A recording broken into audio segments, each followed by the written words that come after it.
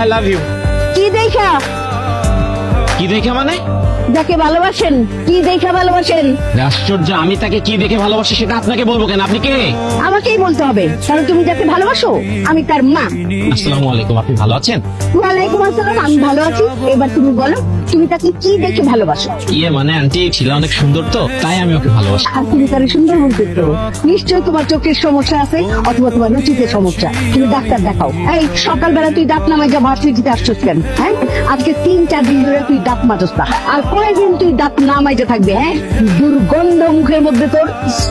শিলা, তুমি 3-4 দিন দাঁত ব্রাশ করো না? আর আমি তো কথা বলছি, আমি সকাল ব্রাশ করে আসি। দাঁত ফালাই দেবো, সকালে ব্রাশ করে আসছি না? তুই দাঁত মাজস না, ভালো কথা। কি গোসল না করে ভার্সিটিতে আসছিস কিভাবে? কি বলেন আন্টি? ও গোসলও করে না? শুধুমাত্র গোসল? আরে ওর পরনের কাপড় চোপড় তো নোংরা, গন্ধ। ও তো 3-4 মাসেও কাপড় ধয় না। আরে বাসায় ওর জামা কাপড় একটু টাল করা থাকে, ময়লা সেখান থেকে একটা করে টান দেয়, পরে আর বাইরে আসে। দুর্গন্ধ ওর কাছে দেওয়া যায় না, দুর্গন্ধ। শিলা, তুমি এত নোংরা। শুধু নোংরা না বাবা, 1 নম্বরের অলস। বাসায় কোনো কাজকর্ম করে না, রান্না বান্না তো দূরের কথা, ওর বিছানাটাও ঝাড়ু দেয় না। আরে ওরে যে বিয়ে করবে আর জীবন তো নরক হয়ে যাবে বাবা। আচ্ছা ভালো কথা, তুমি না বলছিলা তুমি আমার মেয়েকে ভালোবাসো? বাবা প্লিজ, তুমি আমার মেয়েকে বিয়ে করো না, তাহলে আমার জীবনটা বেঁচে যায়। অসম্ভব আন্টি, আপনি এতক্ষণ যা যা বললেন এইসব শোনার পরে ওকে বিয়ে করা তো দূরের কথা, ওর দিকে আমি ফিরেও তাকাবো না। ও গোসল করে না, ও দাঁত ব্রাশ করে না, ও জামা কাপড় ওয়াশ করে না। I hate you.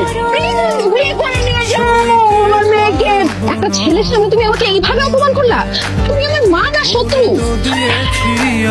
দাঁত ফলাই দিব। তোকে বলছি না, বিয়ের আগে কোনো ছেলের সাথে কথা বলবি না, প্রেম করবি না। হ্যাঁ, বিয়ের পর স্বামীর সাথে প্রেম করবি, স্বামীর সাথেই কথা বলবি। তারপরেও তুই ওই ছেলের সঙ্গে কেন কথা বলছিস? এখন কানে ধর, কানে ধর, আনলে ছাপড়াবো যখন তখন মান সম্মান আরো যাবে। দোস্ত যেগুলো শিক্ষা দিচ্ছি ওইভাবে বলবি না, কিন্তু আমি বুঝে ফেলবো, বুঝছিস? কি এক্সপ্রেস আমার সাথে। দোস্ত প্লিজ, আমাকে তোরা জোরাজুরি করবি না। আমার মা চায় না আমি তোদের সাথে কোথাও যাই, আমি যেতে পারবো না। আমি মায়ের বিরুদ্ধে একটা কাজও করতে পারবো না। Please no, please. কোথায় যাওয়া হচ্ছে? কি আন্টি, আমরা ভার্সিটি থেকে স্টাডি ট্যুরে যাচ্ছি। আমাদের সব ফ্রেন্ড সার্কেলরা যাবে, সাথে টিচাররাও যাবে, কিন্তু দেখেন শিলা বলতেছে নাকি যাবে না। এটা হয় বলেন তো? আচ্ছা, তোমরা স্টাডি ট্যুরের জন্য কোথায় যাচ্ছ? আন্টি আমরা তো যাচ্ছি আমি বলি আন্টি, আমরা হচ্ছে গিয়ে মহস্তানগড়, তারপর হচ্ছে 7 গম্বুজ মসজিদ, পাহাড়পুর বৌদ্ধবিহার, ময়নামতি, আরো অনেক জায়গায় যাব। আন্টি সামনে আমাদের হিস্ট্রি এক্সাম, আমরা যদি এই ঐতিহাসিক স্থানগুলো পরিদর্শন করি তাহলে আমার ইতিহাস পরীক্ষা ভালো হবে। হ্যাঁ আন্টি, এই স্টাডি ট্যুরে যদি কোনো স্টুডেন্ট না যায় তাহলে তার সিজিপিএ কমায় দিবে, এমনকি তাকে ফেল করায় দিবে। দেখ, ফেল করলে আমি ফেল করবো, কিন্তু আমার মা যেটা পছন্দ করে না সেটা আমি কখনো করতে পারবো না। প্লিজ তোরা এখান থেকে যা তো প্লিজ। কেন যাবি না? ঘুরতে যাও তো খুবই ভালো, তার জন্য স্টাডি ট্যুরে যাও তো আরো ভালো। তুই অবশ্যই যাবি। সত্যি বলছো মা? আমি যাবো? হ্যাঁ, আমি তোর মা বলছি, তুই অবশ্যই যাবি। ঠিক আছে, তুমি যখন এত করে বলতেছো তাহলে আমি যাবো। দোস্ত তোরা প্ল্যান কর, আমিও তোদের সাথে স্টাডি ট্যুরে যাবো। আরে তোমরা শুধু একা না, আমিও তোমাদের সাথে স্টাডি ট্যুরে যাচ্ছি। আন্টি আপনি কিভাবে যাবেন? আমাদের এই স্টাডি ট্যুরে তো শুধু টিচাররা যাবে আর স্টুডেন্টরা যাবে, গার্জিয়ান তো এলাও না। আপনি কিভাবে যাবেন? টিচাররা তো এলাও করবেন আন্টি। অভিভাবক যাওয়া এলাও না মানে? কে নিষেধ করেছে? এই তোদের স্টাডি ট্যুরের টিচার, যেই টিচার নিয়ে যাচ্ছে ওনার নাম্বারটা দে। মা কাছে তো হিস্ট্রি ফ্যাকাল্টি নাম্বার নাই, ডলির কাছে আছে। আন্টি আমার কাছে নাই তো, আমার কাছে নাই, ওই যে সোনিয়ার কাছে আছে। আন্টি আমার কাছে ছিল, কিন্তু নাম্বারটা না ডিলিট হয়ে গেছে।